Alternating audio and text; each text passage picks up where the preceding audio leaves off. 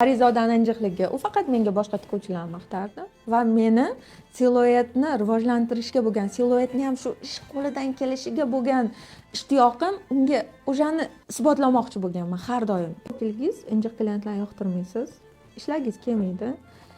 Undan juda ham ko'pchilik qochadi. Injiq klientlarni qo'lidan mahkam ushlang, chunki u sizni yuqoriga yetaklaydi. Kerak bo'lganda umuman iloji yo'q narsani talab qilganda ham siz o'sha narsani qilishga harakat qilsangiz, qayerdandir o'sha narsani iloji topiladi. Ishonasizmi? Biz ham Parizoda bilan ishlab, men shu narsaga amin bo'lganman. Butun Markaziy Osiyogacha o'zimizni respublikalarda ko'ylaklarimiz trend bo'lib, nomimiz chiqib, hamma joyda trendga chiqqanimizda ham Parizoda bizdan hech ham ko'ngli to'lmagan. Har doim nimadir kamchilik bo'ladi. Biz buni ustida ishlardik. 12 yildan beri ishlayotgan bo'lsak, o'sha oxirgi 2 yilda uni ko'nglidan chiqamiz. Pariga yoqdimi derdim. Ko'ylak kesiladi-ku shundoq kelganda. Eng birinchi savolim shu bo'ladi. Tanqidlarga ochiqlik, o'zini ustida ishlash odamni o'stiradi.